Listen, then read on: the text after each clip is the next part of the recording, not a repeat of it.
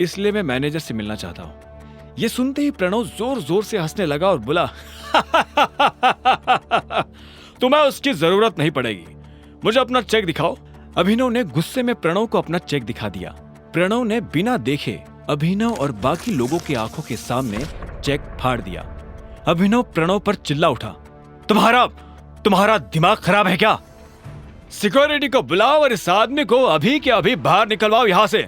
फर्जी चेक लाकर बैंक वालों को बेवकूफ बनाता है। अभी पुलिस बुलाकर तुझे अंदर करवाता हूँ। इधर अभिनव ने अपने फाड़े गए चेक के टुकड़ों को मुट्ठी में भरा और गुस्से में अपनी मुट्ठी भींच ली। इतने में सिक्योरिटी वाले आए और उन्होंने अभिनव को चारों तरफ से घेर लिया। छोड़ो मुझे, छोड़ो, अभिनव ने कहा और गार्ड्स के हाथ से खुद को छुड़ाने की कोशिश करने लगा, लेकिन वो लोग उसे छोड़ नहीं रहे थे। क्या हो रहा है यहाँ? यह आवाज और किसी की नहीं बल्कि बलराज की थी। उसने अभिनव को दूर से ही पहचान लिया था। बलराज को देखते ही अभिनव की जान में जान आ गई थी। अब कोई उसका कुछ नहीं बिगाड़ सकता था। प्रणव ने बलराज की तरफ देखा और बोला, सॉरी सर, मुझे पता नहीं था कि आप इस तरह यहाँ आ जाएंगे। मैं तो बस इस आदमी को फर्जीवाड़ा करने से रोकने की कोशिश कर रहा था।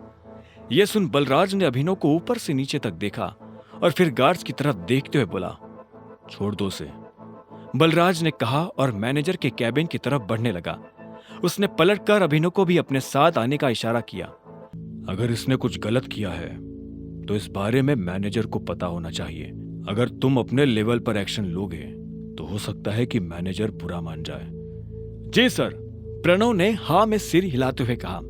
बलराज ने अभिनव को घूरा और उसे अपने साथ अंदर आने का इशारा करने लगा। दोनों एक साथ मैनेजर के बड़े से कैबिन में दाखिल हो गए थे। मैनेजर अपनी कुर्सी पर बैठकर कंप्यूटर पर काम कर रहा था। बलराज ने उसका ध्यान अपनी तरफ खींचने के लिए दरवाजे को जोर से बंद किया। अचानक से मैनेजर की नजर दरवाजे पर पड़ी। जब उसने देखा कि सामने बलराज खड़ा है तो मैनेजर खुद अपनी कुर्सी से खड़ा हो गया। बलराज सर, आप यहाँ कैसे?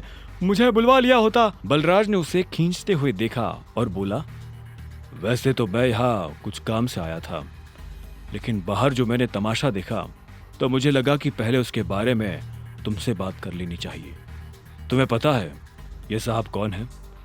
मैनेजर ने अभिनव की तरफ देखा। उसकी नजर उसके चेहरे से फिसलते हुए उसके हाथों और आखिर में उसकी अंगूठी पर चली गई। जैसे उसने अंगूठी पर बने उस निशान को देखा तो मैनेजर का मुंह खुला का खुला रह गया।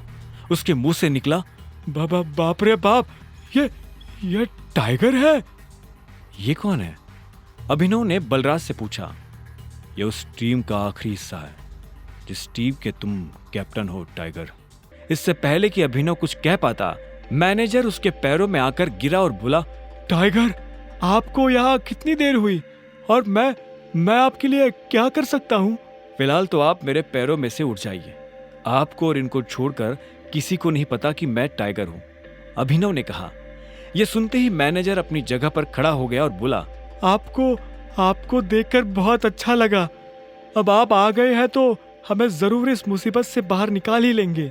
वो सब तो ये कर ही लेंगे, लेकिन उससे पहले आपको अपने नौकरों को सबक सिखाना पड़ेगा, क्योंकि अगर मैं सबक सिखाने पर आ गया तो आपको पता ही है क्या होगा, बलराज ने कहा। और अभिनव के साथ जो हुआ उसने मैनेजर को सब बता दिया। ये सुनते ही मैनेजर का खून खौल उठा। उधर जब अभिनव और बलराज मैनेजर के कैबिन में खड़े थे, तब इधर एक हट्टा कट्टा सा आदमी स्विमिंग पूल में काला चश्मा लगाकर खड़ा था। उसकी आंखों पर चश्मा, गले में सोने की मोटी चैन और बगल में विस्की का ग्लास था। वो आदमी लड़की के गालों को सहला रहा था। तभी उसे किसी के पैरों की आवाज सुनाई दी। उसने देखा उसका सेक्रेटरी भागते हुए उसके पास आ रहा था। सेक्रेटरी उस आदमी के पास आया और बोला, सर, अभी खबर मिली है कि टाइगर लौट आया है। यह सुनते उस आदमी का हाथ रुक गया।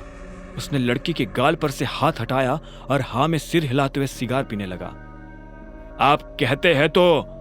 सेक्रेटरी आगे कुछ कहता उससे पहले उस आदमी ने कहा, अभी नहीं, अभी तो आया है, थोड़ा उछल कूद करने दो, पर हाँ, इस बार उसे पिंजरे में डालने की गलती नहीं करनी है।